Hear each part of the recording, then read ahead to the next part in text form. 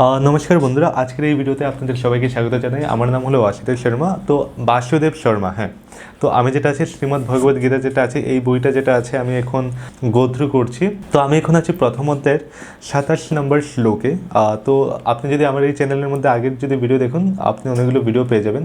আরও এই যেটা আছে আমি গীতা কেন করছি, এটার প্রথমত কারণ হলো আমার নিজের জন্য আমি করছি, কারণ আমার যেটা আছে ধর্ম বিষয় নিয়ে চর্চা করতে যেটা আছে আমার খুবই ভালো লাগে যেটা আছে, আর আমার পরিবারও আমি ছোটোবেলা থেকে এরকম আমি বড় হয়েছি। আর দ্বিতীয়ত যেটা হলো, আপনারা যেটা আছে এখান থেকে অনেক কিছু শিখতে পারবেন। দুটোভাবে যেটা আছে আপনারা দেখতে পারেন, একটা হলো ধর্মীয়ভাবে, একটা হলো যেটা আছে রিয়েলিটি চেক, যদি বলতে পারেন যে প্র্যাকটিক্যালি যেটা আছে আপনারা দেখতে পারেন। ধর্মীয়ভাবে কেন বলছি, যদি গীতা পড়েন আপনার যেটা আছে ধর্মীয়ভাবে দেখলে আপনার যেটা আছে অনেক পূর্ণ হবে, আপনার জন্য ভালো হবে, মঙ্গলময় যেটা আছে এটা হবে। আর প্র্যাকটিক্যালি যদি বলি তাহলে যেটা আছে গীতার মধ্যে এরকম অনেকগুলো লেসন আছে যা আপনার জীবনে যেটা আছে অনেকটা বেশি হেল্পফুল হবে। তো সবার লাইফের যেটা আছে কখনো কখনো আপ ডাউন যেটা আছে লেগেই থাকে। তো হ্যাঁ, গীতার কিছু কিছু বাণী যেগুলো আছে আপনার লাইফে যদি আপনি যদি অ্যাপ্লাই করেন, আপনার ক্ষেত্রে দেখবেন আপনি অনেক সহজেই যেটা আছে পার পেয়ে যাচ্ছেন। তো হ্যাঁ, অনেকে যেটা আছে প্রেফারেন্স দেয় যারা ভালো ভালো রাইটার আছে, নাহলে যারা যারা ভালো ভালো কবি আছে, তো অনেকজনই যেটা আছে, নাহলে কোনো অফিসারে যদি থাকে, তো অনেকেই যেটা আছে সবার লাইফের মধ্যে কেউ না কেউ যেটা আছে গীতার যে রেফারেন্স দেয়। তো আমি ভাবলাম ঠিক আছে, তো এই রেফারেন্স যেটা আছে আমি নিজে যেটা আছে পড়বো, সাথে আপনাদের সামনে যেটা আছে তুলে ধরবো। তো হ্যাঁ, আজকের এই ভিডিওর মধ্যে যেটা আছে শ্রীমদ্ ভগবদ গীতার প্রথম অধ্যায়ের 27 নম্বর শ্লোকের মধ্যে আমরা আছি। যদি ওটার সংক্ষেপে যদি আগের ভিডিওর মধ্যে যদি বলি কী কী বলেছিল, তো আগের ভিডিওর মধ্যে বলেছিল যে ভগবান শ্রীকৃষ্ণ যেটা আছে রথ যেটা আছে মহাভারতের যুদ্ধে ধর্মক্ষেত্রে কুরুক্ষেত্রের মধ্যেখানে যেটা আছে রথটাকে নিয়ে যেটা আছে ওখানে থামালেন। আর ওখানের মধ্যে যেটা আছে ভগবান বলছেন যে দেখো তোমার সামনে যতগুলো তোমার আত্মীয় যারা আছে ওরা ওইখানে আছে, আর ওরা ওইখানে কী করছে। তো হ্যাঁ, খুবই সুন্দর একটা মোড় যেটা আছে আমরা এখানে দেখতে পাচ্ছি। তো হ্যাঁ, শ্লোক এখানে কী বলছে, তান সমীক্ষস কৌন্তেয় সর্বান বন্ধনোপস্থিতান কৃপয়া পরায় বিষ্ট বিশ্বদন্যী দমব্রবীত।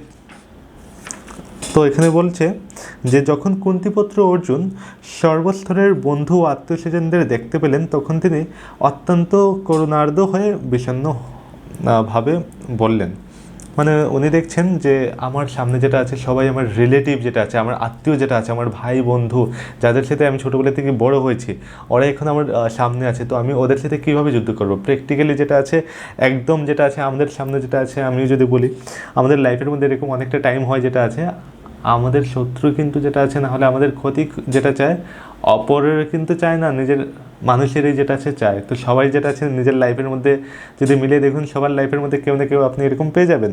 তো হ্যাঁ, সেম যেটা আছে সিচুয়েশন যেটা আছে অর্জুনেরও আছে।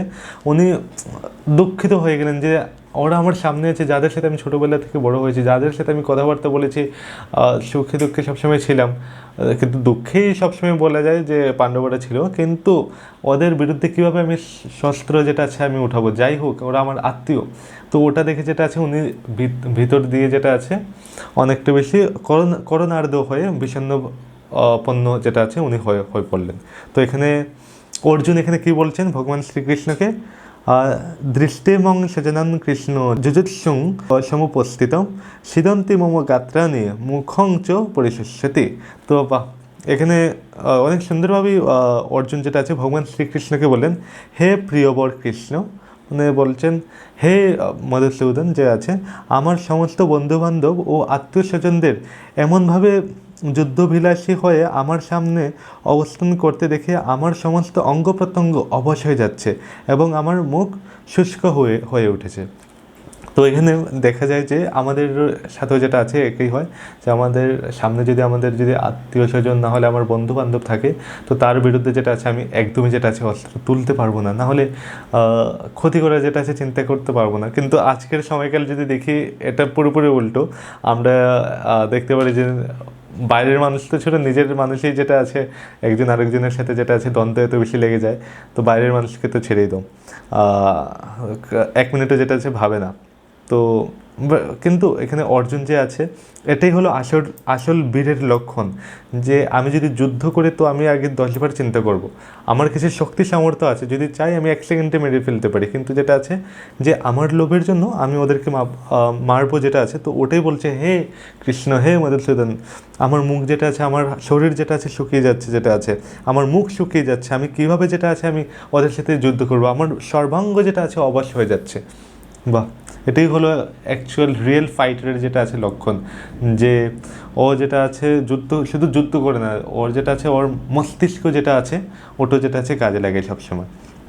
তো হ্যাঁ, ওর পরের শ্লোকে যদি আমরা দেখি, শ্লোক 29-এর মধ্যে বলছে ব্যাপথুশ্চ শরীরে মে রোমহর্ষশ্চ জায়তে গান্ডীবং স্রংসতে হস্তাৎ ত্বক চৈব পরিদচ্যতে।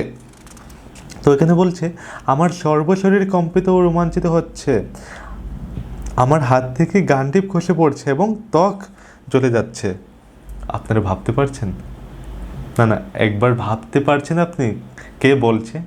সব্যসাচী অর্জুন, যে 2 হাত দিয়ে যেটা আছে ধনুর বিদ্যা যেটা আছে চালাতে পারতো, ধনুক চালাতে পারতো, ধনুক দিয়ে তীর চালাতে পারতো। ভাবতে পারছেন এত বড় যে আছে, বড় মাপের যে আছে অর্জুন, যুদ্ধবিদ্যার মধ্যে যেটা শ্রেষ্ঠ যেটা আছে, উনি এইসব কথা বলছে যে আমার পুরো শরীর নাকি কম্পন হচ্ছে, রোমাঞ্চিত হয়ে গেছে, আমার হাত নাকি কাঁপছে, যেটা আছে কম্পিত হচ্ছে, কাঁপছে, যে আমি যুদ্ধ করব কিভাবে। মানুষ একজন আরেকজনকে মারার আগে যেটা 1 সেকেন্ডও ভাবে না, কিন্তু অর্জুন যেটা আছে বলছে আমার সারা শরীর কম্পন হচ্ছে, আমি কিভাবে আমি মারবো আমার নিজের আত্মীয়কে, আমার নিজের বংশকে আমি কিভাবে আমি শেষ করবো, যেটা আছে নিজের পরিবারের বিরুদ্ধে আমি অস্ত্র উঠাবো না, আমি করব না।